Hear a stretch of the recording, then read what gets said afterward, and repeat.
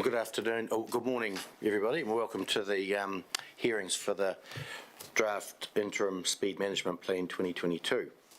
And we're going to start our submissions, and we'll run now, and we'll run through to 10:40 is when we propose to finish all the submitters who are presenting to us, and we will do our deliberations tomorrow.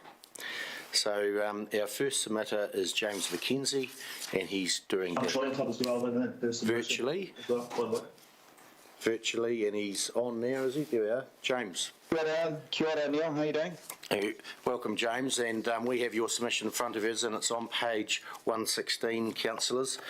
So we've all read your submission, James, but if you'd like to add more to it or clarify, and then we can have a few minutes for points of clarification and questions from the councillors. So the floor is yours. Yeah. Thank you, James. Look, I'll keep it short and sweet, actually. Fantastic initiative to look at this. I think my sort of key points were, look, around schools, I think we should really get to as low as we possibly can, 30 Ks, but make it temporary whilst there are kids around at that start and end of the school days. And then specifically with regards to Opuki Thermal Pools and Spa, its location just north of Methven, I think considering what I've seen through there with people turning in to that turn off, it's quite a busy spot, up to 600 guests per day, possibly more next winter, going through there. It is, whilst there are lanes for acceleration and deceleration, I've still seen quite a few close calls as people try to pull out, because it's quite hard to judge the speed of cars that are coming at you from the north. And I would strongly recommend a 60k zone there, not 80. 60 Ks means that people are at least at a level of speed where they can, stop or slow down in time if somebody pulls out because they have misread speed.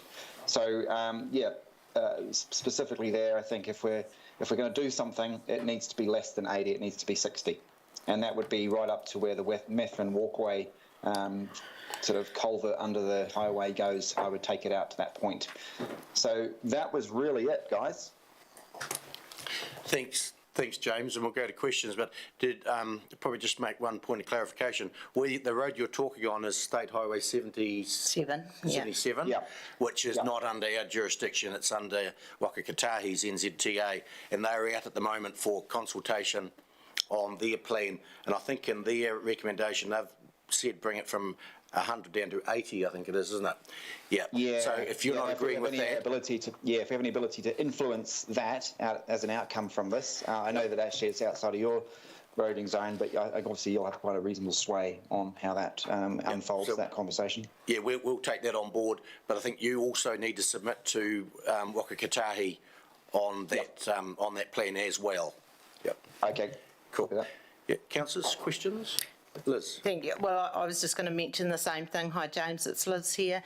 Hi, Liz. Just mention the same thing about that Wakakatahi consultation. But I know you would drive down the main road past the schools most mornings. We've got a couple of signs that flash up saying school ahead, which have been there for a number of years. I don't know how effective they are anymore. They go on sort of half an hour before school and then half an hour as school finishes. And the most effective signs, Liz, I think, are those ones which show you your speed and keep flashing at you to slow down until you reach the required speed. They seem to be really effective. You just can't hide, your speed's out there for everyone to see. Yeah, great, thank you. Cool. Councillors, any other questions of James? Doesn't look like it. Thanks very much, James. Thanks for that feedback. No worries, guys. Cheers. Yeah, have a great day. Thank you. You too. Bye.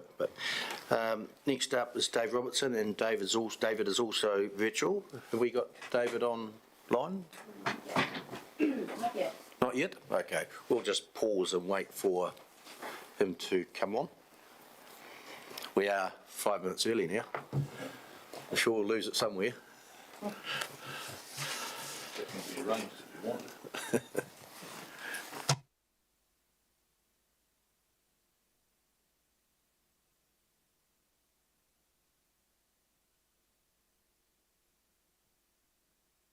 And David's submission's on page 141.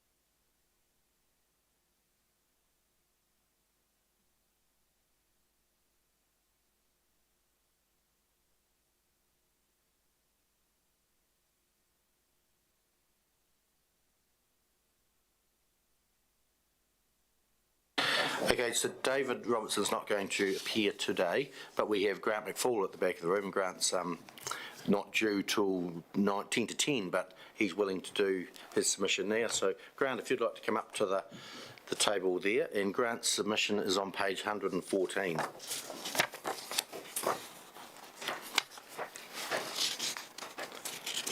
We have it in front of us, Grant. You've just got to turn the right-hand button, push that, and that'll go red. There we are. We'll all be able to hear you here and at home.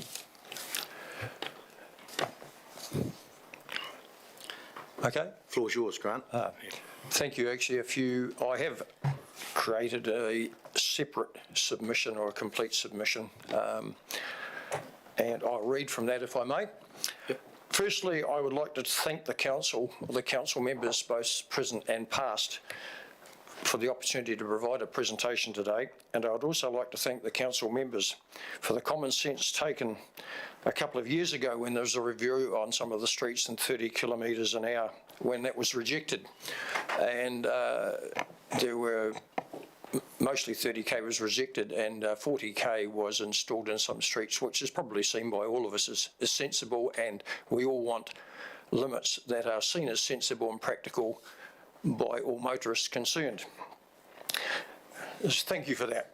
Secondly, as a precursor to my following comments, we all accept and understand that guidelines are necessary to keep all our children safe on their way to and from school. That's a given. However, I'd now like to address the proposal to install 30-kilometre limits, not only outside local schools, but in some streets far removed from the actual pick-up and drop-off points of the said schools.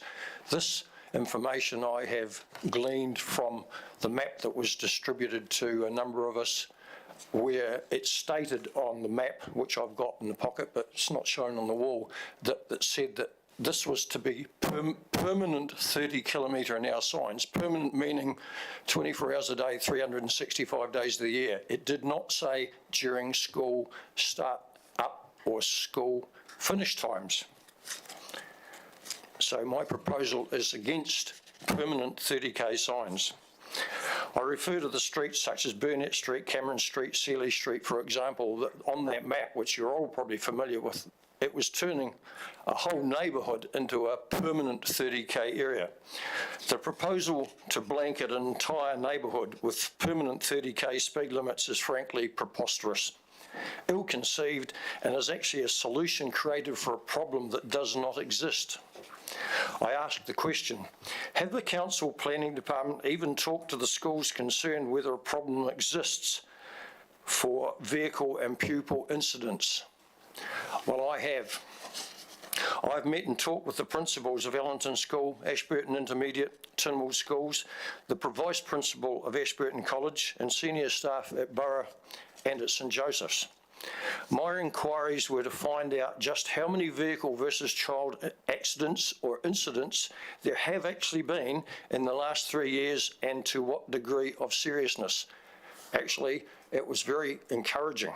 The results, given the current 50 km/h zones in all these zones, with school processes in place to execute safe ingress and egress at the school start and end times, are as follows. In the last 3 years, only one minor incident has occurred, which was in the rain when a pupil with an umbrella ran onto the pedestrian crossing outside Ashburton Intermediate into the path of a car, and a minor injury was involved. That's regrettable, yes, but this had nothing to do with the vehicle's speed. This was the actions of a pupil running in the rain with an umbrella. From my investigations, it is self-evident that there was no issue whatsoever with the status quo, and certainly no sound reasoning to introduce permanent 30 km/h limits in many streets. The principal from Ashburton Intermediate, actually told me he'd actually advised the traffic engineers, so they were talking to him, that a low limit was not required on Walnut Ave. The traffic volume of the school was basically self-organised, that as the traffic came for school, it slowed down and there was no great issue at all. The resultant effect of doing so will simply mean that they'll be ignored at times other than start of and end of school times, turning a large number of normally law-abiding motorists into lawbreakers. As you will all know, traffic flows at the start and end of school times is fairly self-regulating anyway, as pick-up and drop-off time brings traffic speed to pretty much a crawl. If there is a firm intention to install lower speed limits, and they should only be within the practical distances of school entry and exit sites, then permanent 30k is not the answer. In line with existing decisions already taken by the Council over 40 km/h limits, it would be practical and applicable to install 40 km/h signs, and only applicable at the start and end of school times. There is no necessity to have a lower speed limit apply outside of school operating times, such as evenings, weekends or school holidays. I draw your attention to Christchurch school times, which are 40 km/h and only operating during morning and school traffic movements. That's a sensible and practical solution, and I would implore the council members to only consider this option, 40 km/h. At all other times, standard 50 km/h would be applicable. I have an example here I had taken in Christchurch, which you're probably all familiar with anyway. That's a school zone sign. It's applicable from 8:30 to 9 o'clock and 3 o'clock to 3:20. Those times naturally can be adjusted depending on the school times here.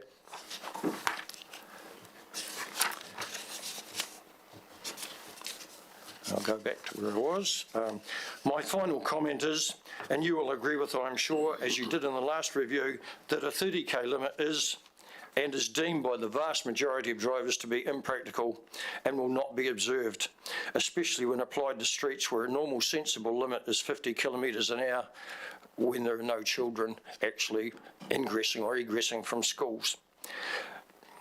This is an entirely logical foundation for a low, especially where there is no logical foundation for such a low limit to be imposed. If such limits were imposed on a permanent basis, the council is actually creating a problem, not solving a problem, as it will not be adhered to outside school hours. Please do not turn Ashburton into Turtle Town. Thank you. Thanks, Grant. Thanks for your submission. It's well done. So your suggestion is 40 km/h outside the school only while the school was operating, and then 50 kilometres for when school's not operating. Well, the Christchurch signs outside the schools, which you will drive in Christchurch, you're probably familiar with, within the boundaries of school gates, with, let's say, back, I haven't measured them, but let's say that they're back 100 yards or 150 kilometres. Yeah. Each side of the school gates is, in Christchurch, is 40 km/h, which is applied at start of school times and end of school times, and those speed limits are applicable then. Outside, all the other times where some of the proposals for 30 kilometres an hour. I mean, we all drive down the streets. There is absolutely no common sense in having a 30 kilometres an hour sign operating at, or even 40 kilometres an hour at night, weekends, when there are no children around. No, understand that, and thanks for that. That's my proposal. That's great. The other point I just asked you was, we've had some information to say that a car doing 50 kilometres an hour hits a person, the chances of survival are a lot less than if they were doing 40 or 30 or less than if a car hits them. Sorry? The chance of survival are higher the lower the car speed is. And you've done the... Yes, well, that's understood, but of course, I investigated from the schools concerned within the town boundary in Timor whether there is a problem. There is not a problem. That's why I wondered whether the council planning department had actually talked to the school principals and find out, like in the last 3 years, there'd been one minor accident. And while they keep the children safe, but you're actually creating more of a problem by putting lower speed signs that almost, no one takes any notice of anyway. Am I correct in understanding, because that was on the plan, it said permanent. It didn't say at school times, it said permanent. And no one's going to take notice of, especially 30k signs at, nighttime, weekends. Yeah, so that's hence the reason for this hearing is we will make that decision whether it's permanent or temporary. Yes, that's understood. And that's so my proposal is permanent is not the answer. And it's also outside the decisions that are already taken by other jurisdictions, other councils. That in Christchurch, all the schools have got lowest 40Ks, but only applicable at the times when there is movement of pupils. That's entirely sensible, I'm sure you will agree. Yeah, and thanks for all that research you've done. It's valuable and it helped your submission, I'm sure. Councillor McMillan. Thank you. Morning, Grant. I wrote down some of the schools that you had spoken to. Did you talk to the principal of Tynwald School? Yes. You yes, did? Yes. Yeah. But no one out of sort of in the rural areas? No, well, I didn't. After doing those schools, I was only looking at like within the town boundaries. I don't know about the other schools from the other ones. So I was only after talking to those principals, it was evident that there was no significant problem. Okay. I couldn't answer about the country schools. Yeah, just a comment. We have a road safety group that meets sort of 4 times a year, and we do have one of the principals who is there on behalf of all the principals for the school, and they have highlighted this issue, but he is out at Long Beach School, so I think it's a concern for some of the rural schools. That may well be the case, that of course you've got higher traffic speeds from, I mean, all of us that have got, I mean, I pick up my grandkids from Burra occasionally. My wife picks them up 3 days a week, and the traffic in that street outside Burra gates just is actually slowed to a crawl anyway. It's kind of self-regulating in town, but you are probably right that there may be issue for country schools. Councillor Todd. Thank you, Mr Mayor. Just a point of clarification, Grant, you're talking about a 40k zone between, say, 8:15 to 9 o'clock in the morning and, say, 3:15 to 3:30 in the afternoon, just in those 2 periods? Sorry? Tony, if you just go a wee bit closer to the microphone, I'll pull the microphone closer to you. Are you talking about a 40k zone between, say, 8:15 to 9 o'clock in the morning, and then in the afternoon at, say, 2:45 until 3:30? Yes, that's what I'm suggesting, that instead of permanent 30k signs, if it's deemed that there need to be any speed zone changes, that they only apply during the times when school children are active. Because my point is that if you put in such as 30k signs on permanent, that's right, all day, every 300, people just ignore it. That's right. And so if you want a speed sign to be effective for the majority of drivers to look at it and say, yes, that's fair enough, that's what makes sense. And that's, for instance, what Christchurch do. I haven't checked in Dunedin, but that's what the Christchurch Council have done, and people adhere to that. So thanks very much for that, answering that question, Grant. Councillors, any other questions? No. So thanks very much for coming. That's well done. I know you were going to sit and listen for a while, but until your time came up, you're still perfectly welcome to sit and listen for as long as you like. Thank you. At the back. That's great. So thanks very much for your submission. Next up, we have Mary O'Brien from the CCS Disability Action, and councillors page 53 for that submission. And Mary is online. Mary, can you hear us all right? Yes, thank you. Yeah, I can. Thank you very much. Okay, so the floor is yours if you'd like to talk to your submission, please. I will, thank you. First of all, Your Worship and councillors, thank you for the opportunity to be here. We think this is a really, really important issue.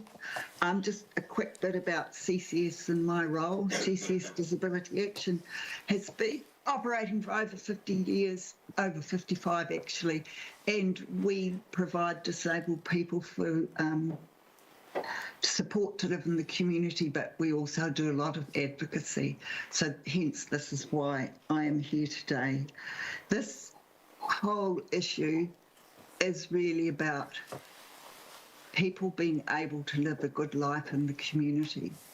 And whilst you may well think we're just talking from the perspective of disabled people, we are talking from people from the whole community. And we strongly argue, and we're well aware that if a council or a community looks after its most vulnerable populations, then it's safe and livable for the rest. So I think that's a really important point. Another thing about the disabled population, disabled community, there is, and you will see that at the bottom of our submission, just some little pieces about the disadvantage that disabled people suffer because of being unable to access the community. So that actually indicates on their entire wellbeing. So just a quick bit about speed limits around schools. We fully support that. There are a lot of issues around schools across the country for people dropping off and delivering their children, and speeding traffic actually creates and makes that more difficult. And we also support the other two areas that the council was asking about in the urban areas. I would just like to, one more thing about disabled people is that when using the footpaths, there is now a significant body of evidence being developed in New Zealand that clearly indicates two things. Safety is a key consideration for all pedestrians when they're deciding whether or not to make a trip. So that's important. And disabled people make less trips or longer, more taxing trips. So that's when we're talking around walking from A to B, walking from home to the shop, home to school, going for a work for exercise. So the other factor in all of that is, excuse me, sorry. That means that it just translates into their wellbeing. So, and I'd just like to address some of the comments from your previous submitter. He commented that speed wasn't an issue around schools or in footpaths or pedestrian areas, but I think a key thing that you need to take into consideration when you're making your decision is the fact that New Zealand has really, really, really poor pedestrian accident data, so we don't really know. And this is a really complex issue around the way that the police report accidents, the things that they're asked to report on. So pedestrian data is really limited. So that is an important thing. I also would like to refer to the comment that was made about the speed limits and the impact that it has on accidents and deaths and injuries. And yes, that's internationally noted research, and there's a good lot of information about that on the Ministry of Transport and Waka Kotahi websites. So that speed reduction is really important for the safety of your community. With regard to not a problem in schools, I think the fact that we've really got no accident injury data, that doesn't mean it's not a problem. Your speaker commented about Dunedin. I live in Dunedin and the council for some time, and especially in the inner city, has developed a speed management program around schools, and I think that's common practice across the country. Yeah, so those are my key points. We fully support it. We actually think that if you don't reduce it, you're not contributing to a safer community or a more livable community. So that completes what I would like to say. Thank you. Thanks, Mary. Thanks for that great submission. We've got it in front of us as well, and we've read it, and you've highlighted the points in it. Councillors, any questions of Mary? No, they don't need any explanation. Very well written submission. We've got your thoughts on the speeds outside the schools and in general comments there as well. So thanks very much, Mary, for your contribution. Well done. Thank you very much for the opportunity. Thank you. Goodbye. Okay, bye-bye. Next up, 9:40. We're still ahead of time. Grant, did you have something else?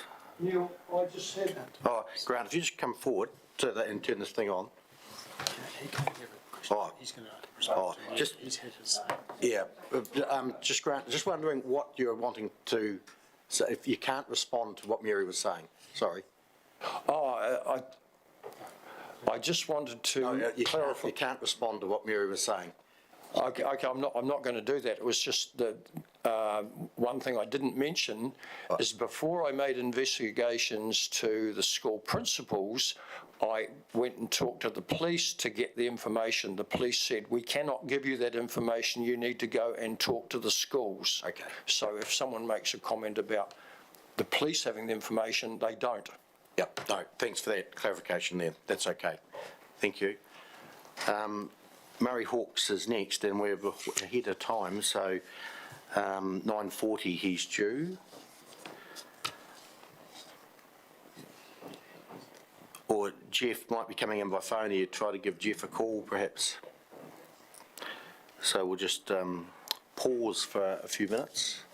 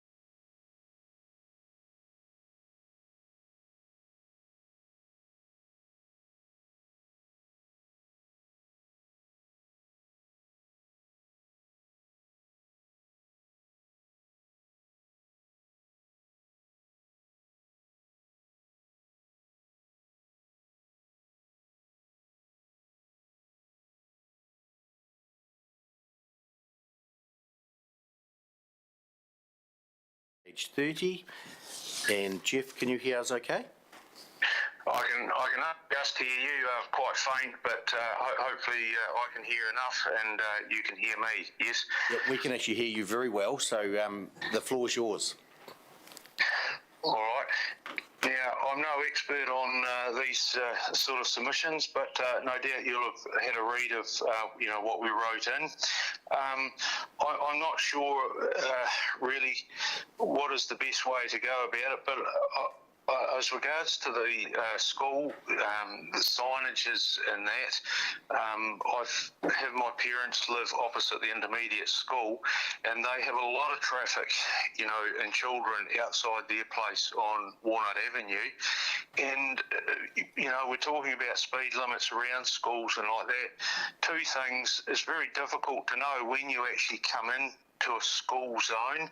So if you're going to put signage up, you need to put it at the correct place on the road so that people know they're in a school zone and they have to slow down. And also at the other end, when they're out of the school zone and, they can, increase their speed to the correct road speed again. With the intermediate, for example, there's a much quieter road on Grey Street, which would be a better street for, picking up children and dropping them off than Walnut Avenue. Same with the Ashburton College. I think there are other roads that could be used, for the children to access as main entrances into the schools. I think my other comment, going away from the school side of it, is that all right if I move on a little bit? Yeah, it is. Yep, go for it. Yep. The Moore Street, Beach Road East, because we live in this area, we use both Wakanui Road and Beach Road East, and I think the 60 kilometre an hour along Beach Road East is really it's a foolish speed. I know some time ago nearly everybody from the Wakanui school got pulled up and fined for not doing the correct speed. Well, I think 80 kilometres an hour would be a better speed along Beach Road East and Wakanui Road, and also Seafield Road coming into town. I know there's houses there and like that, but it's slowing the trucks down, it's slowing everybody down, it's slowing, the progress into town quite noticeably, and I think that particularly if the enforcement officers really want to make a bit of money, that's a good place to stop, and they'll catch, numerous people, because it's, quite a difficult speed. And then you come into town and you're down to 50 kilometres an hour. But I think 80 kilometres an hour on roads like that, coming into town would be a better speed limit, and I could, go with that. Also on Moore Street, where it comes down to 30 kilometres an hour, I don't really agree with that. I think it should be 50 all the way through, because that last section here again, there's a lot of freight comes through there going to the industrial area, going up to balance fertiliser, and at 30 k's there's really no pedestrians on either of those side of the road there. I'm not saying there's not people there, but we're certainly not in the centre of town.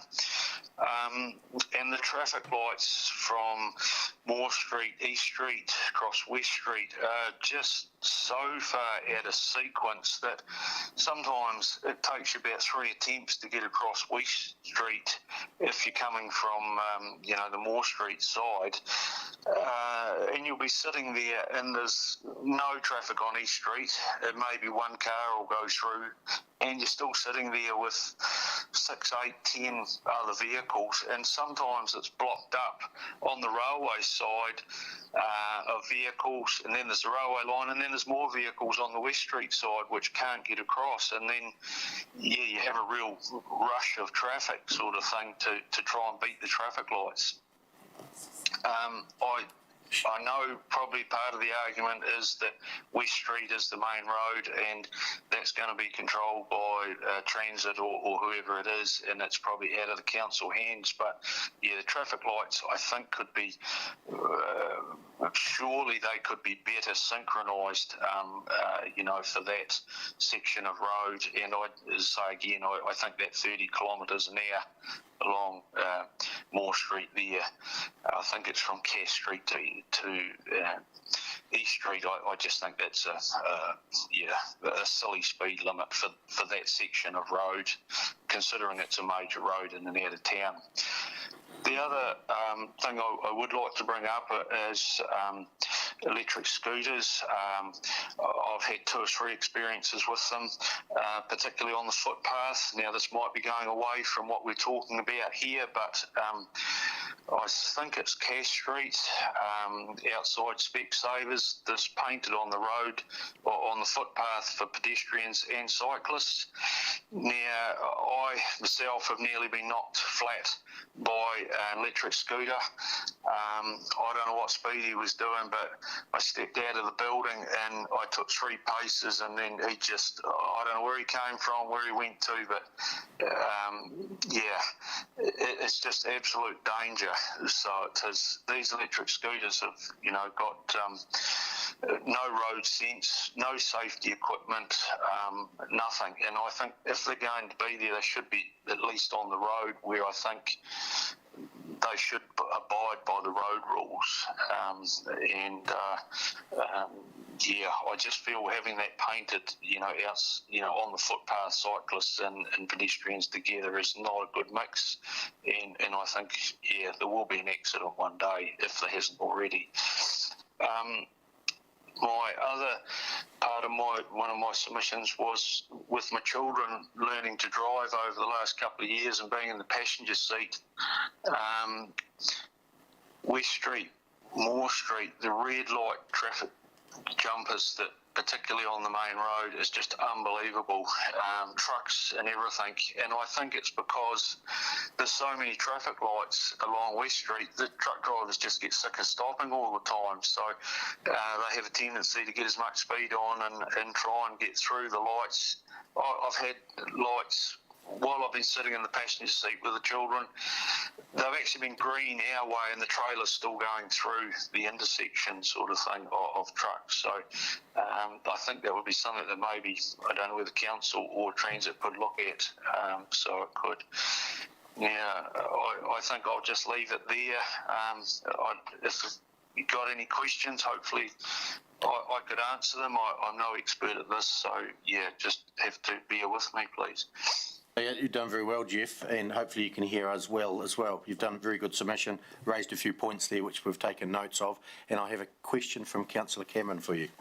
Thanks, Jeff. I think we all agree with most of your comments regarding the phasing of the lights and all those other issues. Have you spoken to anybody at Waka Kotahi or NZTA with regards to the West Street lights? I haven't myself, no. Okay. Thank you. But what you're asking is for council or council staff to talk to Waka Kotahi about the sequencing of those lights on your behalf. I think it would be better coming from you people than coming from me. I'd be just another number on the end of the phone sort of thing. And I think, if you've got something written down like this that you could show them, and I think it would be better coming from you rather than me. That would be my thoughts. I don't think I'd have any weight behind it at all. Your submission should be as good as ours, but we will also take that up on your behalf and have a chat with Waka Kotahi about the sequencing of those lights. I have a question now from Councillor Hooper. Thanks, Mr Mayor. Hi, Jeff. Just a question around your e-scooters. Do you see them any more dangerous than cycles on that footpath shared bit on Cass Street? Yes, my experience is yes, because of their speed. 2 instances this time that nearly got knocked over myself was not a young child. I would have said the person was in their 30s to 40s sort of age group, no crash helmet. He got me completely by surprise because, the speed that he was going on the footpath was in the kilometres an hour. It wasn't way faster than walking speed or anything like that.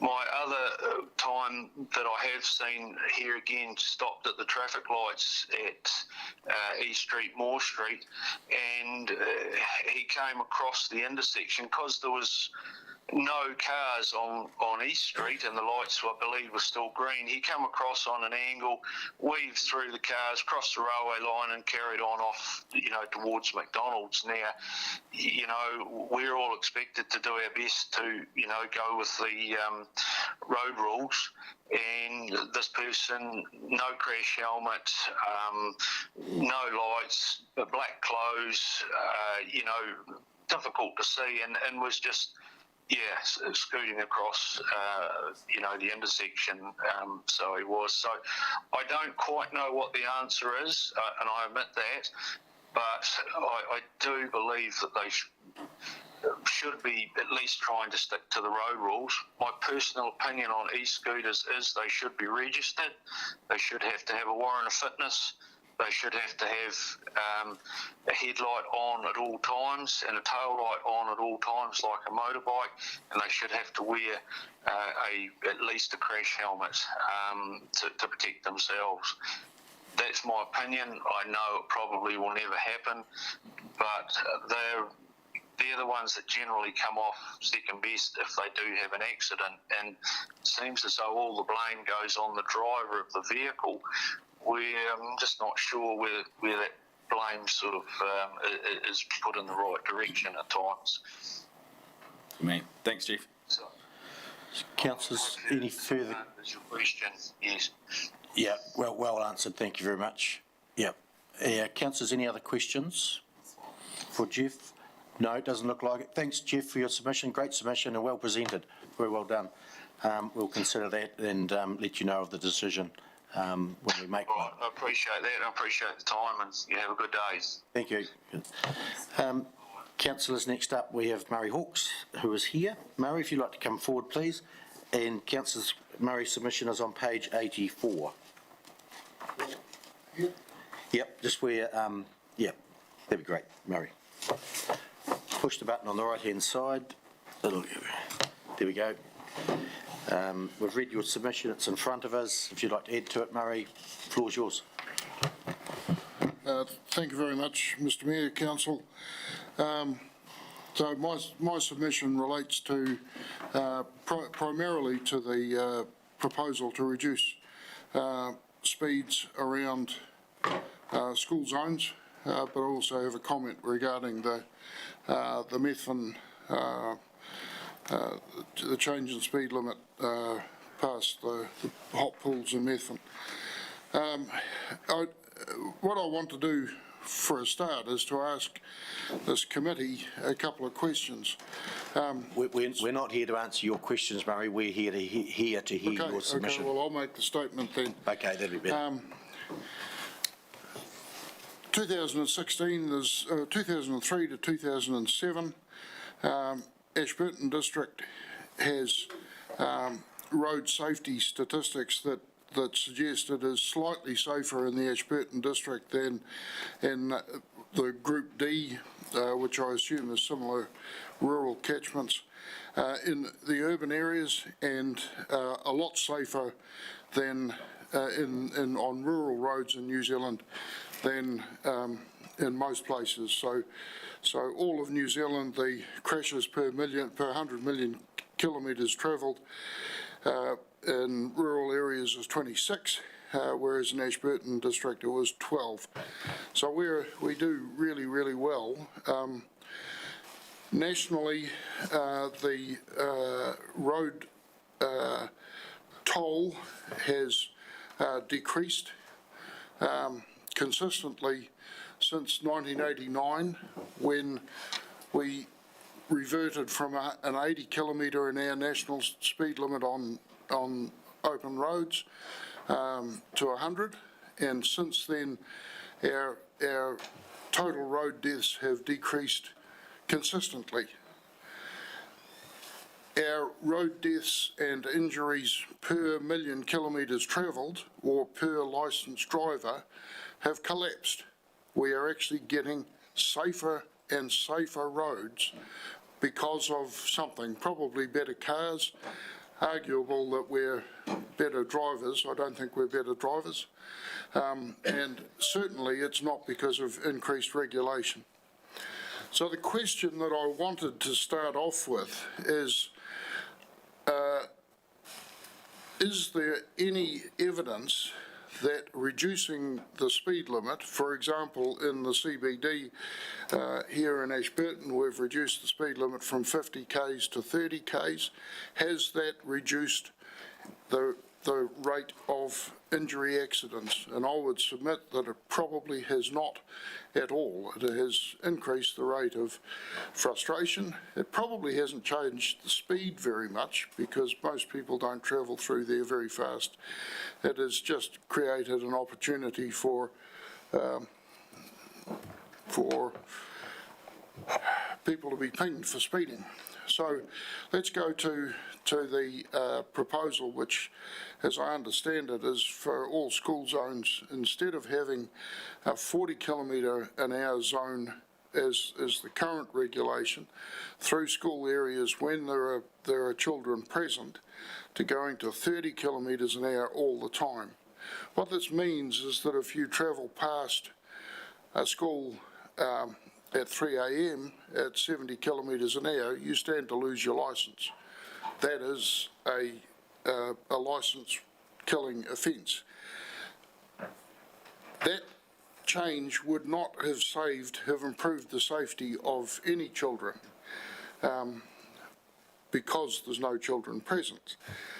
What I would submit is that the signage around schools of that current 40 km/h restriction is absolutely inadequate, and the council would urge that the council take steps to improve the signage around the current regulation and not change the regulation. With respect to the speed limit out past the hot pools on Highway 77, this is a mistake that was made by this council, at the time that the resource consent for the hot pools was granted. The boundary of Methven should have been extended to take, which would have allowed footpaths to be constructed and a 50 k speed limit out to the new boundary at the entrance to the race course. And I think that should be on the council's agenda. An 80 k speed limit through there is actually inappropriate.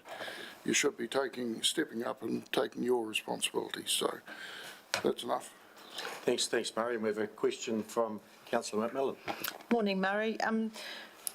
I see you're opposed to having a permanent sign of 30 k's. What about a variable sign? So, say the speed was just reduced sort of half an hour in the morning when children are walking to school, then half an hour around 3 o'clock when they're going home. What do you think about that? I think that the current 40 k zone restriction which exists just as you've suggested, is actually perfectly adequate, but there is zero enforcement of it and almost no signage of it. So improve the enforcement of what we have. Tell me if any children have actually been injured around schools where they would not have been injured had the car been travelling 10 k's slower. Now, if someone is exceeding 40 km/h, then having a 30 k speed limit is not going to change that.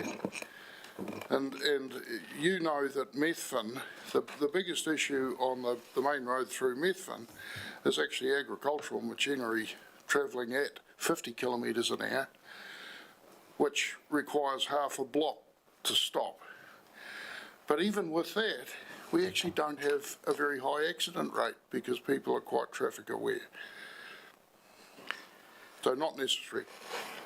Thanks, Murray. You mentioned we don't have a very high accident rate, and you also mentioned about the number of road deaths in New Zealand has been dropping over the years. Do you have an acceptable number of road deaths which would be acceptable per year for New Zealand? Oh, absolutely, yes. And people die from causes all the time. The road to zero is just absolute lunacy. It's like the Methven Medical Centre saying, well, they want to get Mr. Hawkes to be 110. Oh, I'm sorry, it's not going to happen. And the road to zero is not going to happen. The cost of it is extraordinary, and the benefits are almost zero. If you look at the accident statistics, which there's a plethora of statistics available, and they're biased. They're horribly biased. There is no statistic for a lack of wearing a seatbelt as being a cause of death or an accident. It's speed or alcohol. But we actually know that something like 40% of road deaths happen to people who haven't got seatbelts on. So, let's just stop being woke and start being intelligent about. So yes, a certain level of road deaths is acceptable because they will happen. Would you put a number on this? Would you put a number on that? No. What we've got now is actually pretty good. Okay, thanks for that. Councillor Lovett. I was just going back to your signage. You like to see signage improved. There is a myriad of signs there, but where do you see them? Where do you want to see them more up on post or on the road? Where do you see improvements happening? Well, signage on roads in this district is appalling anyway. The school zone signs are only effective if they're illuminated signs. They're only effective if they actually flash when that speed limit is effective. So just that's a place where you could spend some resources and improve safety. But 40 Ks, the difference between 40 Ks and 30 Ks, the difference between 30 Ks and 40 Ks is that if I accidentally travel past a rural school at 70, I'll lose my licence. I clean licence, I lose my licence. You lose your licence. Thank you for that. Councillor Todd. Thanks, Murray. Enforcement is a interesting topic. How do you envisage the speed limit being enforced? Because it really is a police matter. Well, it's a police matter, and that's it. There are some informal enforcement options, and we have fairly vibrant communities that do actually chase down people who are dangerous drivers, noisy cars and meth, and get chased about by people know who's doing it. But you're stuck with the police, and the police, I'm sad to say, are stuck with primarily being revenue raisers. So that 70 Ks past a school at 3 o'clock in the morning, that's instant loss of licence and it's $400 fine. Yeah, so you're suggesting that we only have the speed limits outside the school for school hours? That's correct. Yeah. And that the 40 Ks is actually a very suitable speed, provided there is signage and enforcement. Yeah, thanks very much. I think that's the rest of all of the questions. So unless there's more, no, there's not. Thanks, Murray. Well presented. Thank you very much. Next, we have Logan Mullen-Wilson online. Not yet. Not yet. So we are a little bit ahead of time. And we have another submitters, or David and Donna Fable, but they're not here yet. So we'll just take a pause.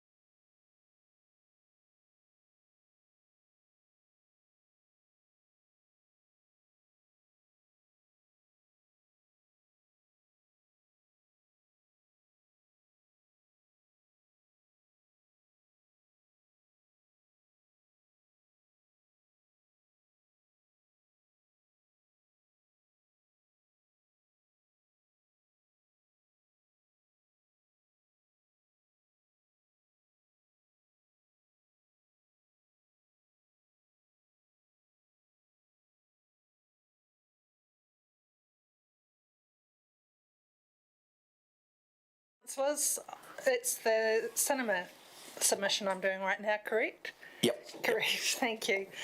I'll take the submission as read.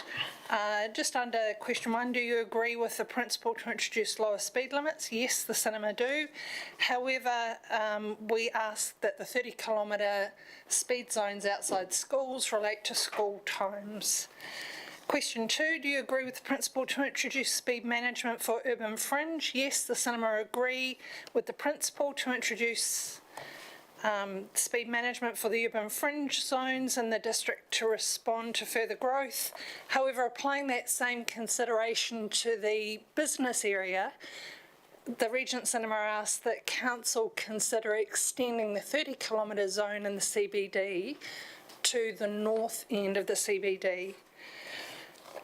So you'll see in there I've given some examples of the 8 pedestrian crossings that were in existence prior to the build of the new civic building, one of which is currently decommissioned just outside the senior centre through to St Vincent's. David and I have been in residence in this area of town for close to a quarter of a century. In fact, next year will be our 25th anniversary. And there have been many changes, and there are more afoot in future years. So with the many developments on the horizon in the next couple of years, we ask Council to extend that 30-kilometre zone, and some of the examples I've given are the senior centre, the new council building that's to be completed, Balmoral Hall, Plunkett, Toy Library, St Vincent, Salvation Army, 5 eateries in the area, including 3 existing and 2 planned, the mobile shop policy that recently went through that increases the number of mobile shops, the cinema, and the fact that during the school holidays we have a high volume of children, and the other 40 weeks of the year the majority of our patrons are retired. The event centre, and given that that building alone can hold up to 700 people and we have capacity for 200, it has a lot of foot traffic. Exercise programs, in fact, on the walk over here, which is why you couldn't reach me, I apologise. I was able to see a couple of people still running down the street, so there is an exercise program that's using that infrastructure. The 2 supermarkets being Ballier and Countdown, the 2 eateries and the chemist all at the North Countdown complex. Do you agree with the principle to enable speed management for developed urban areas with high active users? Yes, the cinema does. And do you have any other comments? We would appreciate the extension of the 30-kilometre zone to Peter Street, and with so many new changes and businesses, we request Council also review the parking limits. So a couple of examples, directly outside of us there are 6 car parking spaces at 30 minutes, which were originally designed for the event centre to have people stop, come in, buy tickets. Most people are now buying their tickets online, so that 30 minutes isn't really used as much as it used to be. And opposite us, the time is 60 minutes, which doesn't fit in a movie, it doesn't fit in a show or an event at the event centre. And then along our Cass Street boundary between ourselves and Salvation Army, there are 10 cars parked by CAN staff employees who will be there from 6 a.m. to 6 p.m, particularly during summer. So there are no restrictions in that area, which is why that space is used all of the time, which doesn't benefit ourselves or the Salvation Army. And Regent Cinema would like to thank the Council for the opportunity to submit and speak to this submission. Thank you very much. Thanks very much, Donna. Well presented. Just thinking about the time limits outside the event centre, is it did you say it was 30 minutes or 20 minutes? Directly in front of us, yeah. there are 6 car parking spaces, which are 30 minutes. 30 minutes. So what would you like them to be? For our own business, I'd be happy with an hour and a half, 2 hours. But across the road, 60 minutes doesn't really accommodate what we have either, nor does it accommodate the event centre. But I think this is a wider conversation with the whole street. Equally, we don't want businesses having their staff park on that road for 8 hours a day either. Around the corner, yeah, on Cass. No. Prior to council sending parking wardens along to check that area, there were staff from businesses on Wall Street parking there 8-9 hours a day in the 60-minute zones, gotcha. but it wasn't being monitored, Yeah. but now it is. So you'd like both sides of the road to say 2 hours, is that what you're suggesting? If that is the agreement of the street. But at the moment, the current situation of 30 minutes and 60 minutes isn't really suiting anyone. Right, because you can't fit a movie in 60 minutes, can you? Brett? Yeah. So 2 hours, you'll fit a movie in. That would suit us, but again, open to the wider street. But at the moment, it's not really suiting anyone other than maybe the exercise class. But even then, the classes tend to run an hour, so you've still got a window before and after that has to be greater than the 60 minutes. Yeah, thanks for that. Councillor Cameron. Thank you. Thanks, Donna. That was a very good submission. Just going back to totally off topic, but the parking again. Round the corner from the cinema on Cass Street, where you'd say the CAN staff park there all day, are you suggesting also just further that would suit you if that was a 2-hour time limit and reduce the on-street parking for working people? Is that what you... So again, that is not just for our benefit. You've got the Salvation Army, and at the moment, Salvation Army have now installed gates. So you, as a client for the Salvation Army, you can park in the front, and there are about, 6 spots. There is no on-street parking because it's being taken up 12 hours a day. So the knock-on impact is when people can't park on the street or in that space, they then come and park in the cinema car parks or in the event centre car parks, which then put me in breach with my resource consent, which I definitely don't want to be in breach of the consent. Yeah, I understand that. Yeah, thank you. Well, that's something we probably need to talk about. May I also add that there have been a number of developments greater than what I've listed. So between the Devon and the Triangle Espresso, there are now some additional businesses, and those businesses are parked on street from Cass down to Victoria. So that whole triangle area, there is no time restriction anywhere there. Yes. So if you were to go down there now, you'll find the car parks full on the south side of Salvation Army, on the west side of Salvation Army, in front of the Devon, anywhere that doesn't have a restriction. Okay, thank you. With the developments going on around the triangle and what have you there, it's probably, what you're raising is it's probably timely to have a look at the parking Yes, it needs is. in that whole area. So Yes. thanks for Thank you. raising that. We'll make that point, that note. Thank you. Thank you. Councillors, any further questions of Donna? No, thank you very much, Donna. And we can move on to the next submitter, which is Donna, on behalf of the Ashburton Citizens Association. And the submission, councillors, on page 34. Excuse me, Tony. Sorry, I'm a bit of a technophobe when it comes to the That's right. USBs. And also welcome, Anne. I think you're supporting Donna today. Welcome. I did invite Anne up here, but for some reason she chose not to. You're more than welcome to come and sit beside you if she wants.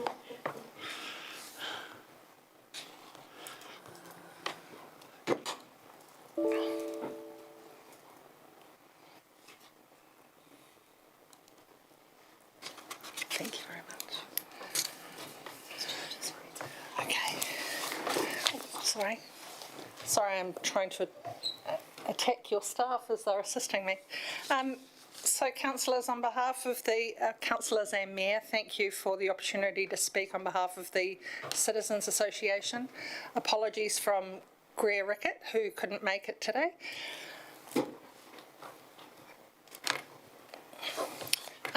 Councillors, you'll notice in the citizens' submission, firstly, I have a few typos and I think I sent it prematurely, so for that I apologise up front.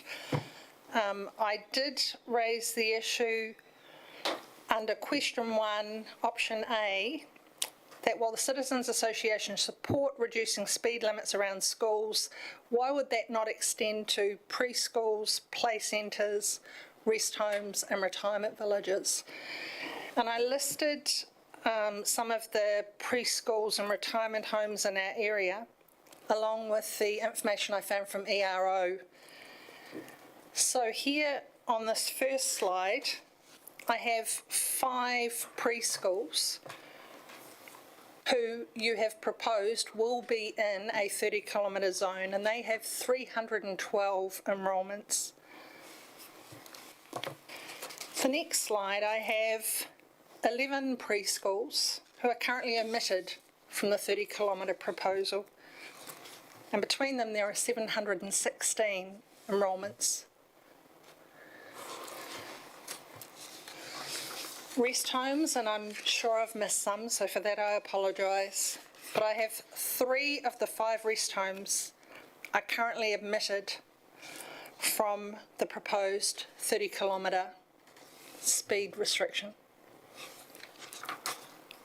So in summary, the early learning centres, 35.3% of preschools, 6 of the 17, will be in a 30-kilometre speed limit. 30.4% of enrolments, 312 of the 1,028, will be in a 30-kilometre speed limit. Of the rest homes, 2 of the 5, 40%, will be in a 30-kilometre speed limit.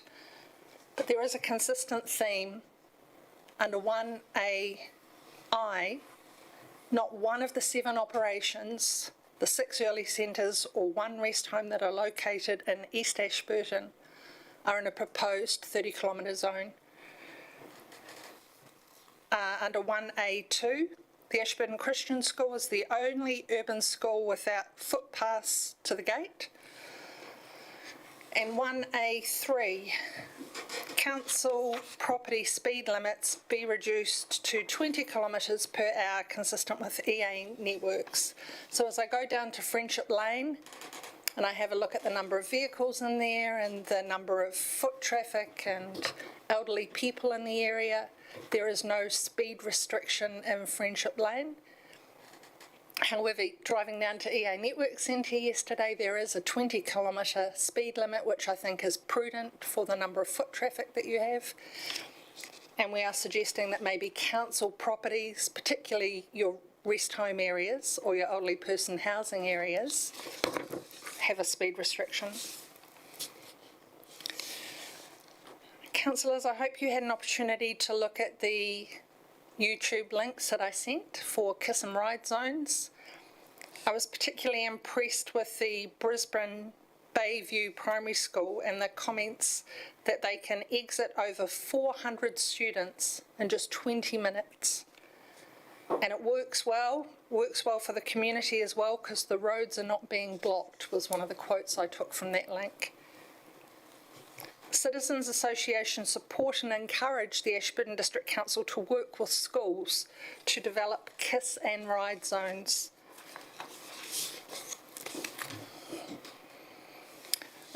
On a couple of specific school issues, the Christian school has a roll of 230. However, we would like to see better pedestrian access. The development of Stroham Fields is going to create higher demand, and we encourage council to look at footpaths and alleyways. Since originally preparing this written submission, I see that the developer has put footpaths along Wakanui Road, but that doesn't solve the issue of getting over to the Christian school. We'd like to see defined cycle path to the school entrance and reduce school speed limits.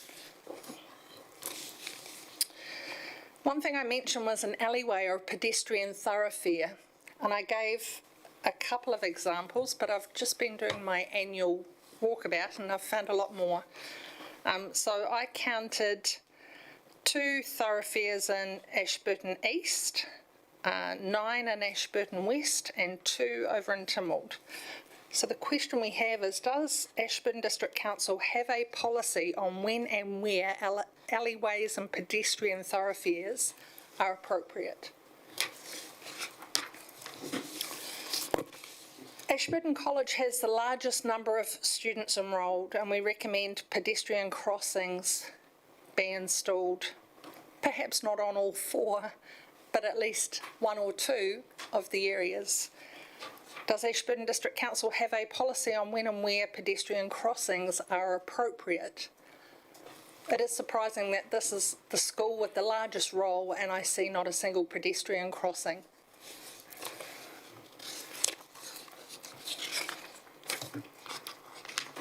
So the same questions for these schools.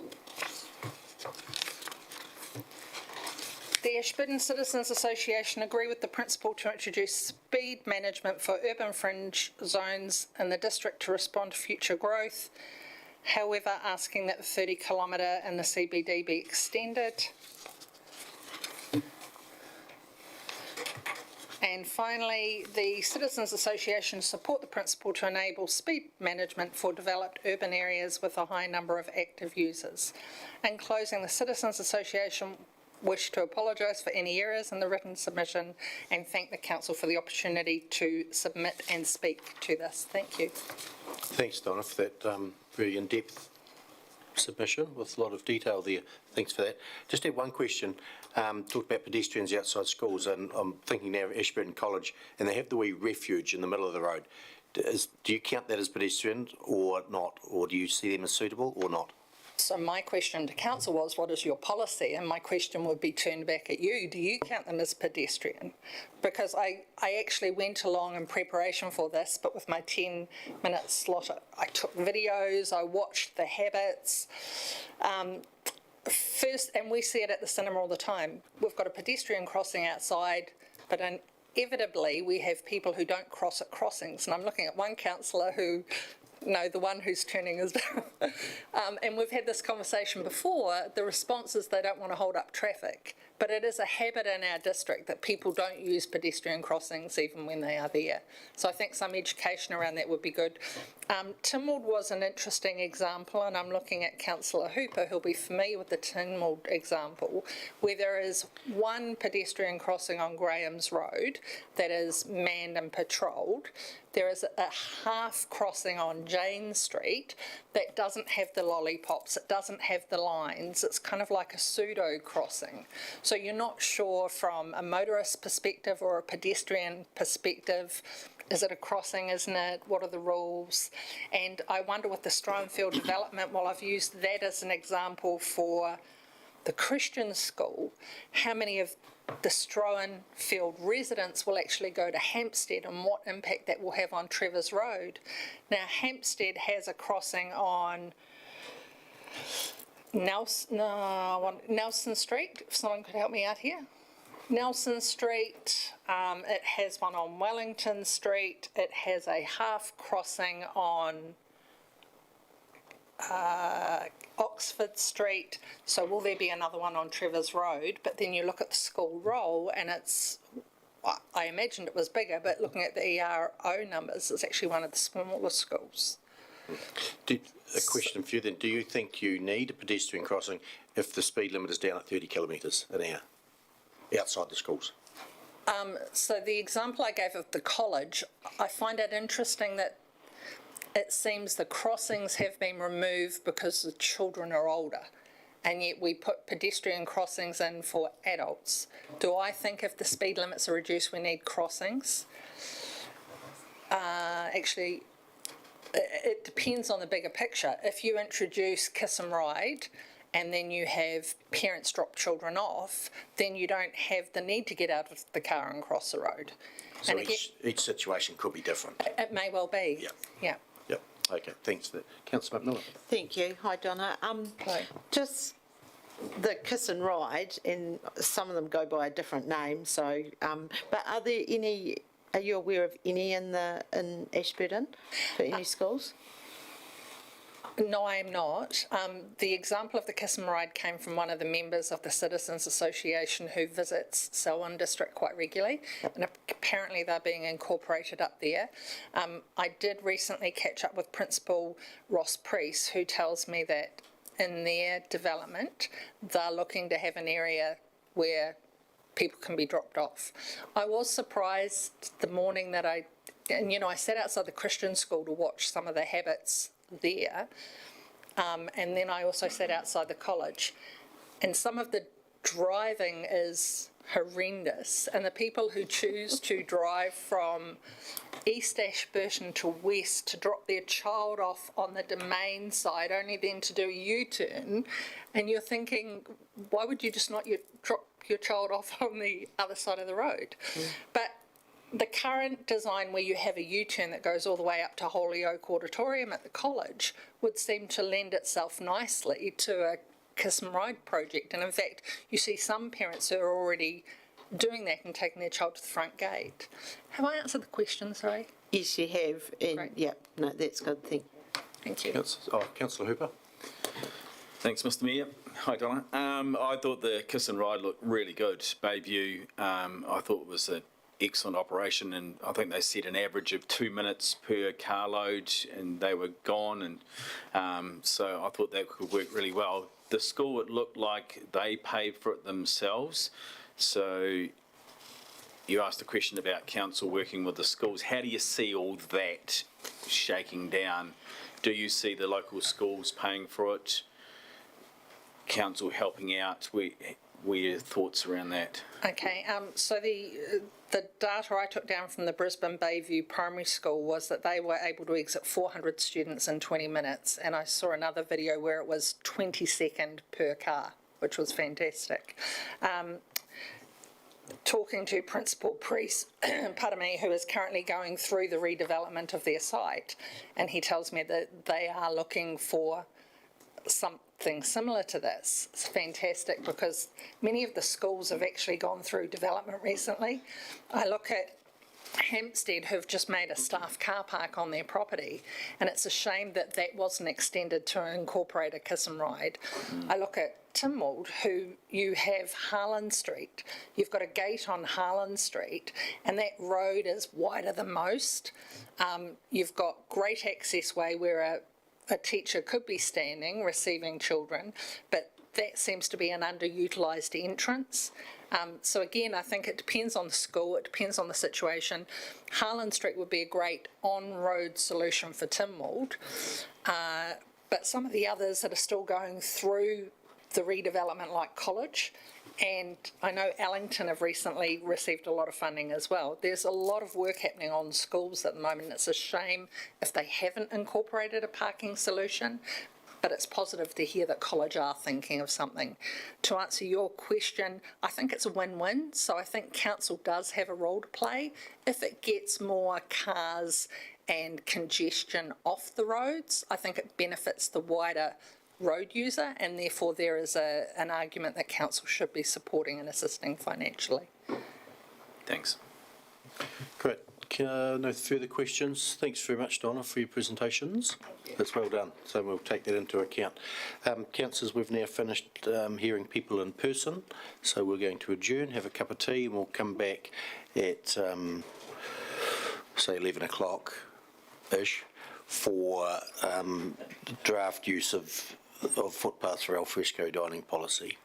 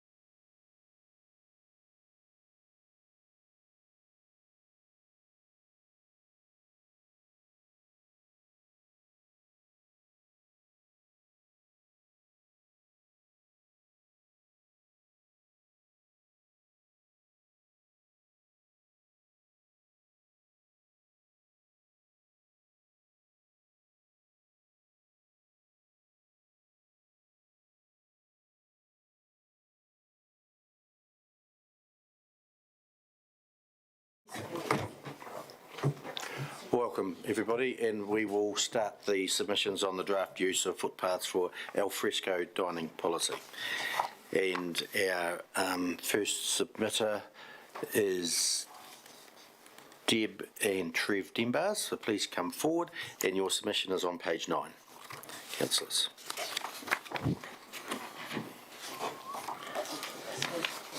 And just push the button on the front of you, the right-hand button, the light will go red. On the right-hand side, there we are. Debs and Trev, if you want, yeah, there we go. We'll hear you both. That's good. The floor is yours. Okay, Linda Top sends her deepest sympathies. She can't be, her best friend died and she's had to go. So she presented me with hers as well yesterday. So it's really on behalf of Top Cafe Dubliner, Cafe 131, Primo, Alpine Grind, Green Parrot, Blue Pub and Brown Pub. So we've all sent our submissions in to you with, obviously we have huge concerns about the whole policy, and the draft, it really has no detail, you know. Just before you start, Deb, the Linda Top's submission, are you including it in yours, or do you want to do that separately? Well, I'll start with mine. Okay, start with yours, that'd be great. It's all sort of pretty much much of a muchness, but Okay. yeah, Sorry, the floor is yours. we're concerned that there's no detail in your policy and how it can be accepted in the way it is at the moment. It's all very wishy-washy, so, you know, it kind of leaves us all, you know, like you can say, right, we're going to give you a year's permit to do it, but we can set what rate we want. We're going to give you an annual review. You don't give any idea of what annual, you know, rent review. You know, you could put it from 200 to 700. It's just at your whim. You've got no lawyer would ever accept a condition like that for a commercial business, for any of us. You know, that's just ridiculous. It's not done on square metres, on seats. You don't give any indication, like if it was the Blue Pub and we have lots of seats, do we pay a lot more money? Or if it's Alpine Grind and they've got 4 seats, do they only pay that much money? You know, there's nothing to help us, you know, even try and work it out. And we can see, you know, like we had a big public health, Christchurch Public Health came down a big smoke policy with us a couple of years ago. So they came and it cost us thousands of dollars to get both pubs up to smoke-free policy. We had to bring our big smokers area away from the wall. We had to cut the canvas back. We had to take each second panel out of our fence. They even thought the hedge was a fence. I mean, a wall. And so we passed all of that 2 years ago, and now you're talking about no smoking whatsoever, right? So that's a big concern for us. Like, we went to Cleaver's Corner the other day for lunch, and we asked to have a cigarette. Could we have an ashtray? And they said we have to step outside the area, and so that was fine. Could we still have an ashtray? No, we've been told to throw it in the stormwater drain.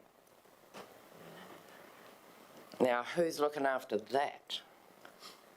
You're telling us that there's been no smoking, so in effect, the Blue Pub, no one would be able to smoke whatsoever, even after our dining is finished, in any of our areas. So we gate it off on a Saturday night. So that means the person has to go out onto the street, and if we've learnt anything from Whiteout and Rodeo, we need people in our licensed area being looked after, not out there in the street causing trouble, throwing cigarette butts in our stormwater drain. To me, that's the most ridiculous thing I've ever heard, no ashtrays. You know, it should be after you're dining, you can use your outside area for smoking. I don't know what anyone else's thoughts are on that. Or are you not allowed to talk back to me? Oh, yeah, we can ask you questions. Oh, so, yeah. right. We were just listening to you at the moment, and when you're finished, we'll ask you questions. Okay, the other thing that bothers me, obviously, I don't know if anyone's seen it, but we've got both pubs on the market. Part of your policy states that we can't pass this on to another buyer, right? So here's us selling our premises on the premise that we've got all this outdoor dining, and now we don't. Because someone at the council might not give the next buyer a licence to occupy. You know, like, you've got so much power, but you don't tell us how you're going to use it. It's, you know, to me it's frightening that, you know, I can get a buyer come tomorrow and then I have to say, well, actually, all those tables out the front might not be able to be used, depending on which council person comes on the day. You know? There's nothing in that policy that says, you know, like with a liquor licence, you know, you get 3 months, to move it on to another person. You've got nothing like that to protect us. You know, you're making it so difficult. You know, we've been through COVID, we've been through that, and we're finally coming good. We're finally starting to come good, and we get hit again. It's really hard going, and you're not making it any easier for us, to tell you the truth. And so the other things, it says, we have to repair to damage to persons and property arising from licence to occupy the footpaths should be responsibility of us. So in the last 3 months, we have been flooded completely to the doorstep at the Brown Pub on the footpaths, which is not where we smoke, that's your footpaths, and we have to go and clean up the mud and water blast it every time. I have to ring them to come and do the stormwater drains. It's another thing, you know, it's just, it's very, very frustrating. And so, yes, after the dining, they were not policed. And a wind safety barrier. So, what's classed as a wind safety barrier? So, do we put up, and then it says it has to be transparent. So, we've all got our, you know, we weren't allowed any permanent structures at the Blue because it's a paper road. So, we wanted to put outdoor fireplaces and stuff. A few years ago, the council said, no, it's a paper road. So they went and built your, you know, monuments with the ploughs straight in the middle of the paper road, which is very permanent to me.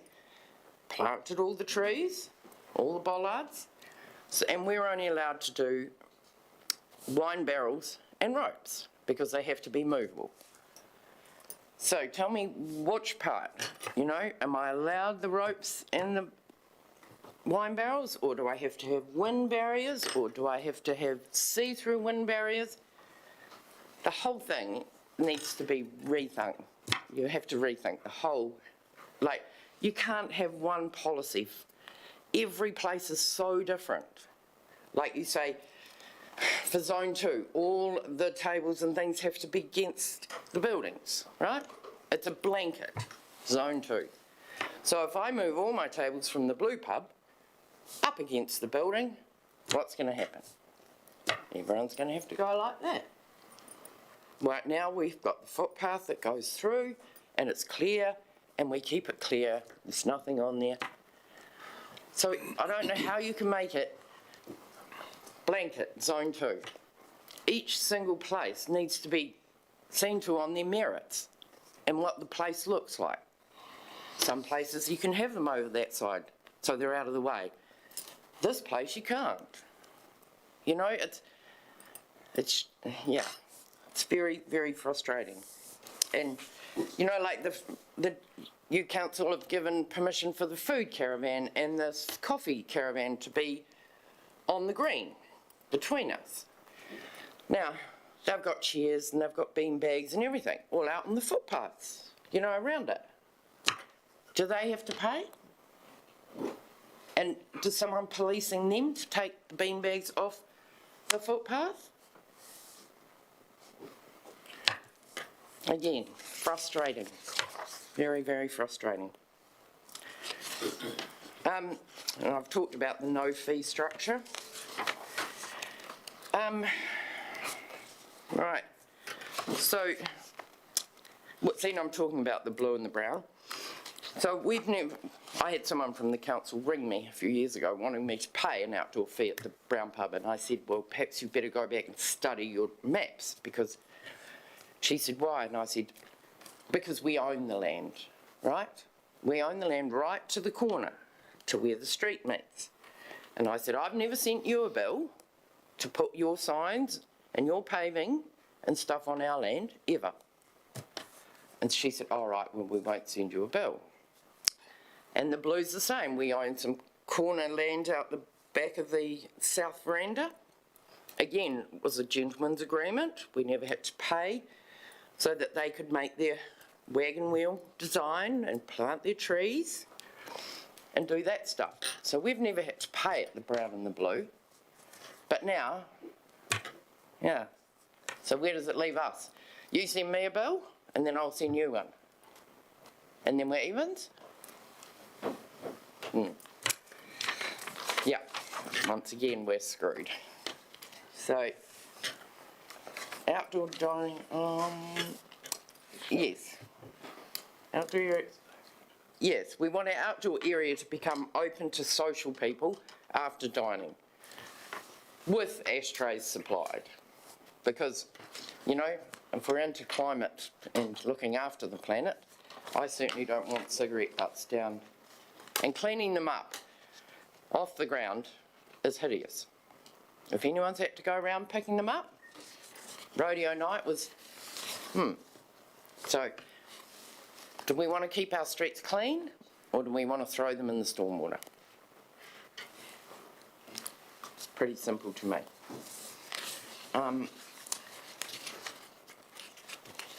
Oh yeah, so we would like a guaranteed 6-month temporary licence for the next person coming in buying a place. The 1-yearly rent reviews, not acceptable, so we would like it, you know, it's like on a, when we pay a lease on a building, it's on CPI, you know, like give us some indication. Or is it just going to be an admin fee of $5 because it costs that much to email it now? Give us an indication. Let us all be aware. Right, and so Linda's one, she's been pretty obvious about it too, and she's said the things, but like she said, we're already paying huge rates, which I believe we didn't get any help from you over the COVID shutdowns or anything. Our landlords gave us some free rent months, but you know, we're paying big rates. We don't go and use the library or the swimming pool or the anything. We're too busy working and cleaning. So don't you think that could be included in our rates instead of the library and the, you know, we even do our own recycling. You know, we do it properly. You know, we're looking after the town. So we don't think we should be penalised again. And, yeah, so she said we already pay rates for which I assume include the footpaths. Does it? I don't know. Yeah, and she's expressed the concern also about the tables and chairs, you know, being for the new owners. Yeah. Also into it, you know, we think we should have timeframes for that application to be processed. You know, it's a bit like getting a building consent. You know, it's supposed to be how many working days, but now it's, you know, if we're selling tomorrow, we have to guarantee within that 3 months, the new owner can have a right to occupy, or have the right to occupy until such time as the council can do the paperwork. I think is fair. So those are the big issues for us. But, yeah, we would definitely like it seen as one, each premise at a time. Because you can't compare the Blue Pub to the Alpine Grind or Cafe 131. It's just ridiculous. Thanks. Trev, do you want to say anything? Or? He's just writing and I'm...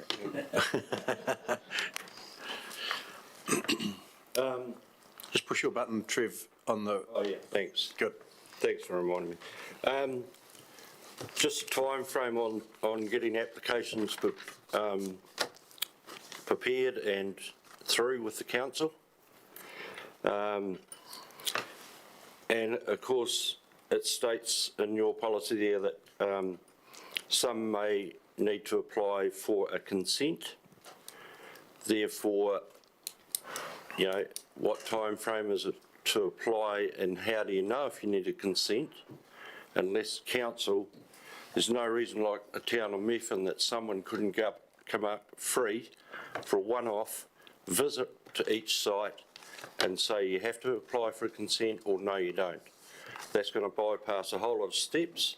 The ones that don't can apply straight away. The ones that need the consent will have to go through the right channels to get that consent before they can apply. Straight away you know that that's going to add not weeks, most probably months onto the application time. While an application is in place, it should be like a liquor licence that you can keep trading within that in the manner and guidelines of the council until the application or consents are approved. And just to emphasise, when a new person comes in, if someone's selling a business, straight away that should be approved as a temporary licence for 6 months. Same thing. They may have to apply for consent and an application. So don't say 3 months because it's going to take longer. We get that with the liquor licence. If people buy something, they apply for a temporary liquor licence prior to taking over the business, and that's a minimum of 3 months, sometimes up to 6, depending on how long those applications are taken to get prepared. So they're really the most important things that I think need to be thought about from you guys tomorrow. Because, and the yearly rent review, well, I've been in business since the age of 16 and I've never had a yearly rent review in my life. 2 years is the minimum going in New Zealand, unless you're a council or government. So that's how we run our businesses, not having to go in and then get told, right, it's gone up by this much. You might think that a few $100 is only a few $100, and I know you're trying to tidy all this up so everyone pays a little bit, but there's got to be some indication and guideline of what to expect, and whoever's in charge of that and how they perceive it should be. Because you nominate someone to be in charge of that, and if they're having a bad day, or the applicant says the wrong thing, are they going to pull a finger out of you know where, or is it actually going to be a guideline set out by you guys? So that's really the most important things I want you to think about tomorrow. Thanks, Deb and Trev, for that. That's good. I will answer one question you've got, and it was around the fees and charges. And we set the fees and charges every year through our annual plan, and it's the councillors who decide how much they go up. It's not staff. So we I know, but just an indication, like, you know, like it's a wide scope for you, you know, yearly rental review. Yeah, so, I fully understand. Yeah, you can put it up as much as you like, because we don't have you don't have guidelines and you don't have a policy about it. Yeah, that's what we need. Excuse me, Mr Mayor, would that be treated like rates and it'll be judged on a percentage?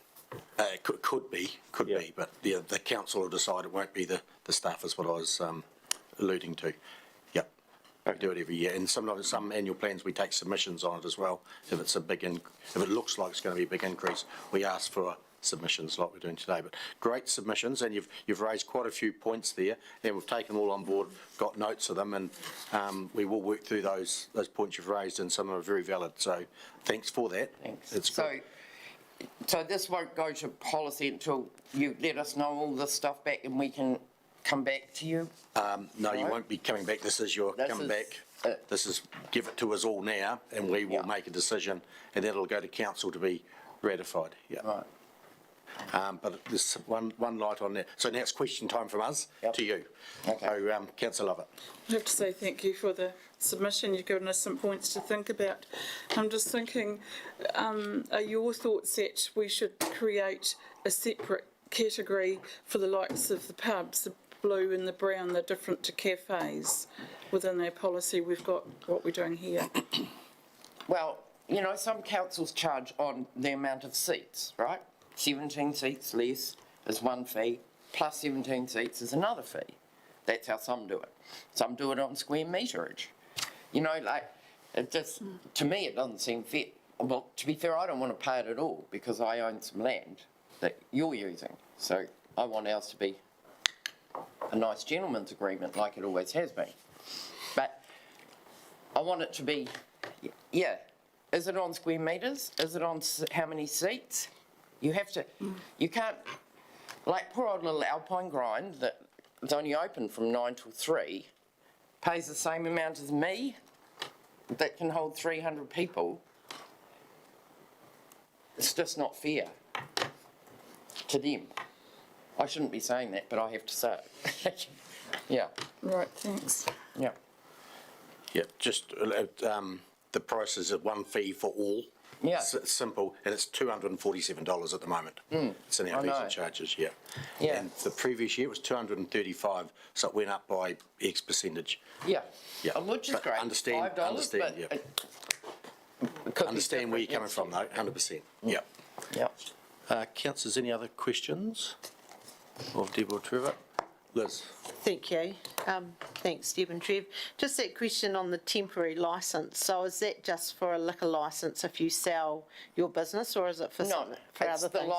licence to occupy those tables out the front, because you're saying in your new policy that it won't be transferable to a new owner. Right, yep. Yep. So we want it to be, you know, like a temporary licence for 3 to 6 months until the council can do their paperwork and transfer it to that new owner. Yeah, so examples at the moment, so if you, so that you can apply for a temporary liquor licence for something similar, Yep. and gambling licence or something like that, so they all have temporary Yep. licences. So you have to have that into your policy. Yeah. You know, so it doesn't scare buyers off, Yeah, because it certainly will. thank You know, just the thought, you can just say no. Yeah, so it falls under, Liz, that, your right of use under your liquor licence. That's the area, but there's rules for liquor and there's rules for dining, so. Yeah. So that's part of our licensed area. Yeah. So in that licensed area, because it's a licensed area and you're serving food in there, can you smoke in that area? At this stage, yes, we can, because public health, as I said, came down and did this huge, and I said, are you going to every place? And they said, no, you're the only one that's been dobbed in. So you they can went- they smoke said- in that area? Yes. But Well- most well- people are very good, you know, if someone's sitting there eating, they're not going to smoke near you, but They could, they could. yeah. Yeah. So at this stage, you know, even changing it to when the dining room's not serving, you know, when the kitchen's not serving, like at 8, 9 o'clock at night, and then it becomes a bar venue. You don't want all those people out on the street smoking. Yeah, well, you do, it's good. Because, you know, we have security and we have fences to keep people in. And as soon as they go out, that's when the trouble starts. Yeah. Councillor Ellis. Thank you, and thank you for your submission. It's given us all a lot of food for thought, I think. If someone was vetted for a liquor licence, could you then see any reason, if that was approved, why council would then turn them down for a licence to occupy? No, but it's too much up in the air. Yes. Yeah. I need it written on paper so that my buyer can see it and go, Yep. I'm going to be all right applying for that. Thank you. Yeah. And because that takes so long, as you know, a deal can all of a sudden, you've been waiting for 2 years to get a deal, bang, it's going to be the end of the month.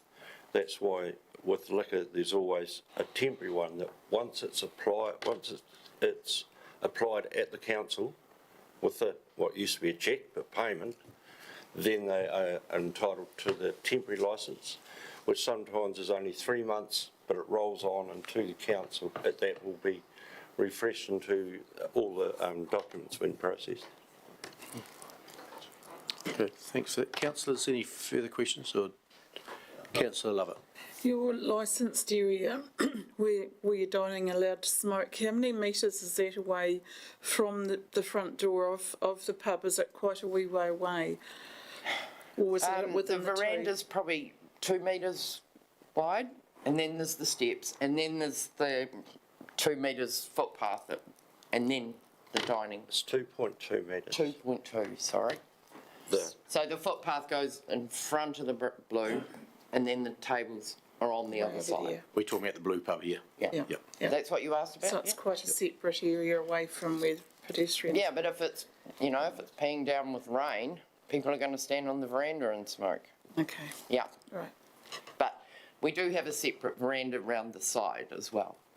But it's just, it says in your policy that anywhere that anyone dines, there will be no smoking ever. Ever. Yeah, or So- vaping's in there too, yeah. Yeah. Yep. So we just need to look at those because it's, Yeah. yeah. Well, thanks. No further questions, councillors. Thanks very much for your submission, Deb and Trev. It's, you've brought some good information to us, and we'll consider that when we deliberate. So thanks very much. Well done. Thank you. Next up, we have Bill and Rachel Thomas, and the submission is on page 51. Welcome, Bill and Rachel.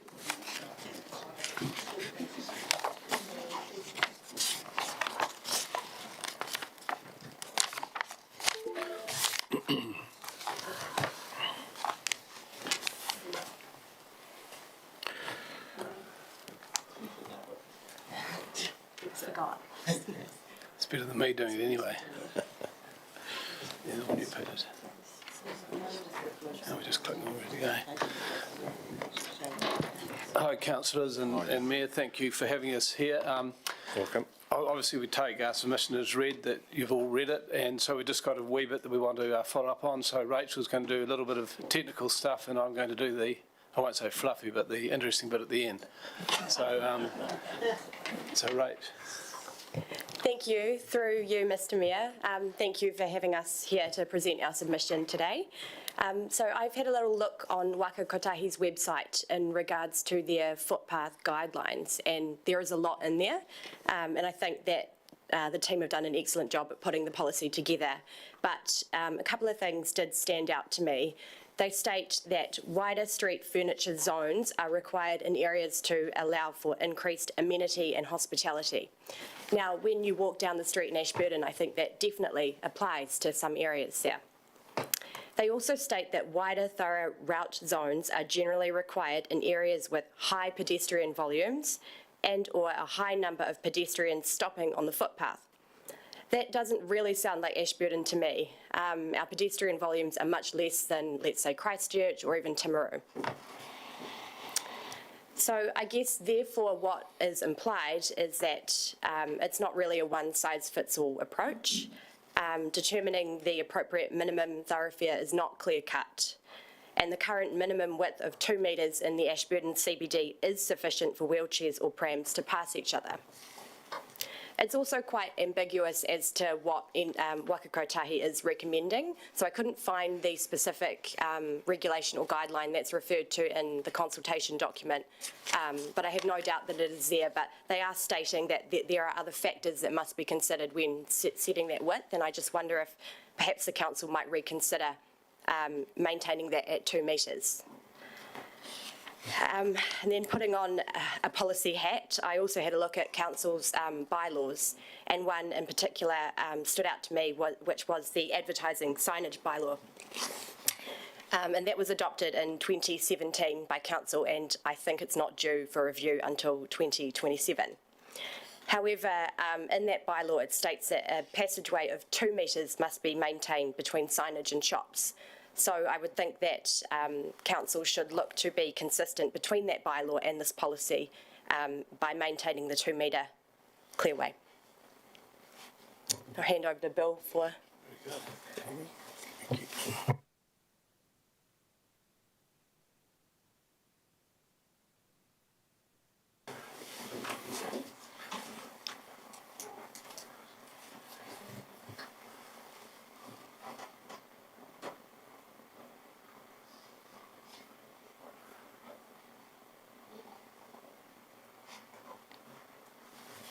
It'll work on your computer, but not ours.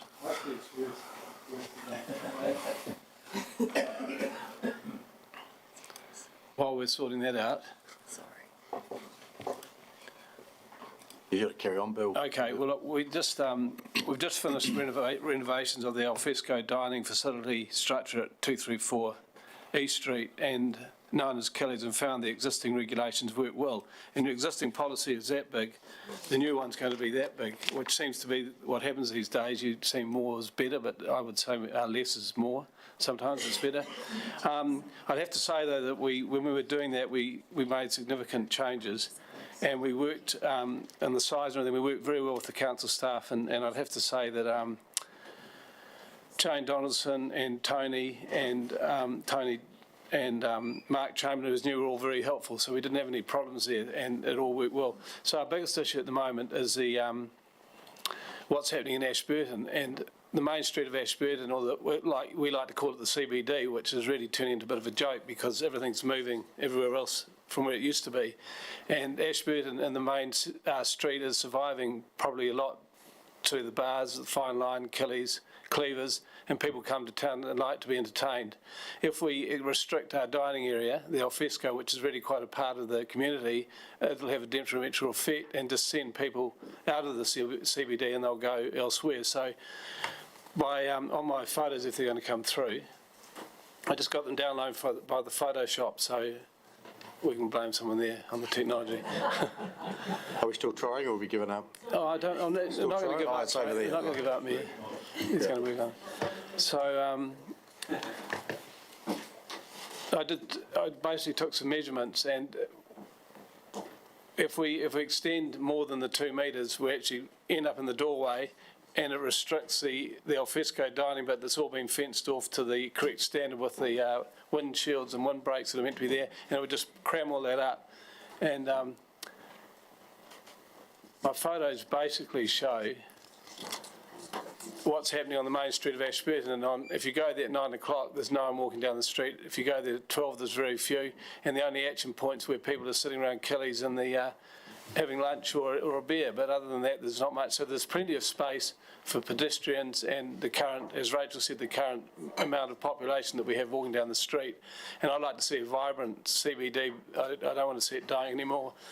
And I think this new policy is not, it's sort of like one fits all, and that's not the way I don't think that we work in Ashburton. So that's basically our outline of the submission. We're not going to get the photos through by the look of it. Oh, we are. It could be worth waiting for, Mayor, but it might not be. Okay, well, we'll wait for them for another few seconds before we go to questions. Oh, yeah. What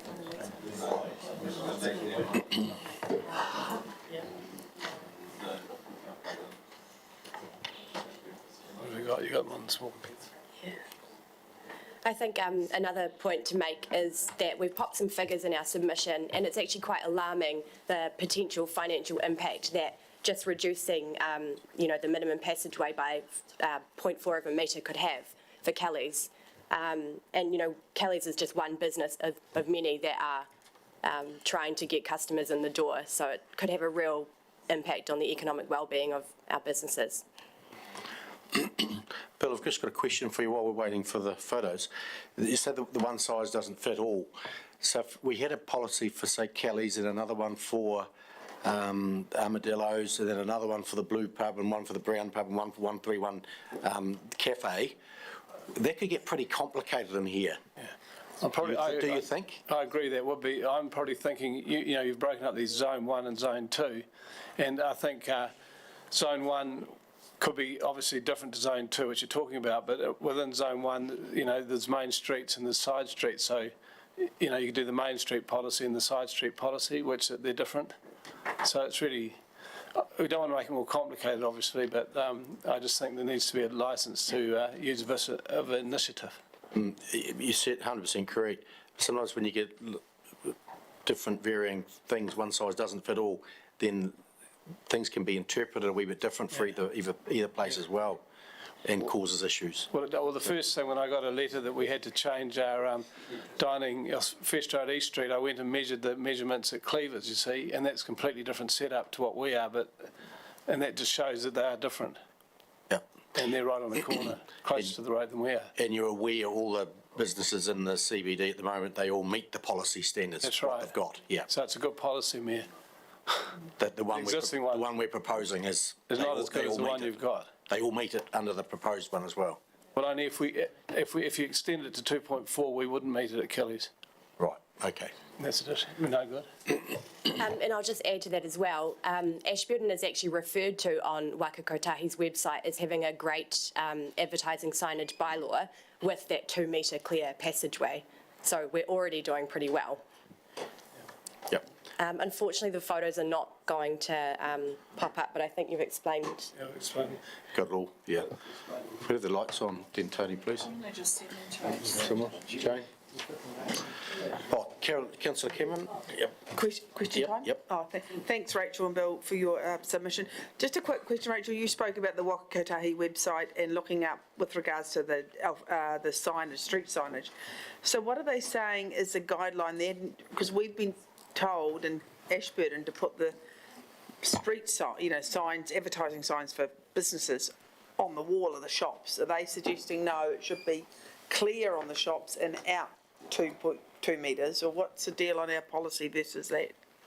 Yeah, so what they say is that there should be enough room for pedestrians to move in between, but from when I was looking at that bylaw when I worked here, I remember reading something that said they should be on the shop front. So there's a lot of ambiguity around what they're saying. They actually went in their footpath guidelines, they refer to 5 or 6 different documents. Some are international, so it's very unclear, and I'd be interested to see what had been used to write the Alfresco policy, because I couldn't figure it out. So what you're essentially implying, and this is a question, what you're essentially implying is that we're consistent with some and inconsistent with others, so we're not consistently applying our policies. Is that what you're saying? I'm saying that Waka Kotahi are inconsistent with the information that they're presenting, and potentially that's impacting on how councils are applying it through their policies. Okay, and can I ask a question of the chair, please?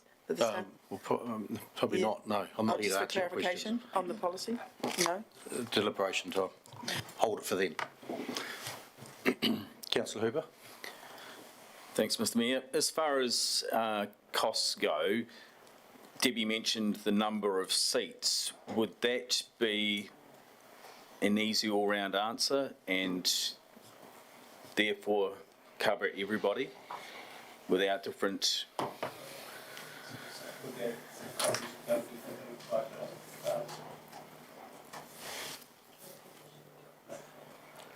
Well, your main issue is the 2.4, be the 2, but as far as cost to occupy, number of seats, would that get rid of some tier issues? Well, I think the cost in any consenting process is a cost. So, I mean, I like just a flat model, and I don't think it should be done by seats. I think it should just be done as a flat charge as it is at the moment. Yeah, so just to follow on from the flat fee's $247 this year, and it was a little bit less last year. You've been happy with the way council's been increasing them? They haven't been huge jumps? Well, obviously not. I mean, like obviously. The previous submitter, no one likes all those costs going up, because I mean that's probably two people in the facility. That's their contribution used up in the cost, and I presume we don't want to get too sidetracked. But if you talk around all the facilities, hospitality ones in Ashburton, they are really hurting, mainly because of labour, costs going up, they can't get staff. There's some real issues going out there, so the last thing we need is more bureaucracy. Yeah, but happy with the flat fee as it is, as it has been. Yep, great. Any further questions, councillors? Councillor Lovett. I was just going to ask, what is the meterage of your business from the door to your dining area? Is it 2 metres clear or the 2.4 at the moment? It's a very good question. I did take my measure tape out there and checked it, because I'd hoped someone would ask me. So it's 0.4 metres from the doorway to a little bit, which is on my slide, unfortunately, a little bit of grey pavement where we put our signage and have nice pot plants and all those nice things that people like looking at. And then from there's 2 metres to the start of the barriers. Yep. So that's where there's 2 metres free access and no interruption for people to go, which is plenty of room. And then there's a balance that's taken up with the alfresco dining. Then there's a barrier, and then there's Tony might remember, but there's a small amount of area between there and the road, which is all signed off legally as it had to be. Yeah. Good. Rachel, I was just thinking perhaps you could email us those, and that'll come to all our machines right here. Thanks. Well, when you ask me to email them.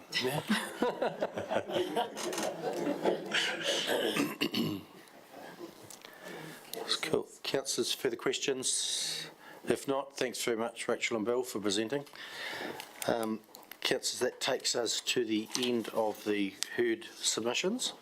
So we'll adjourn now and convene tomorrow morning for deliberations. Thanks very much. Thank you.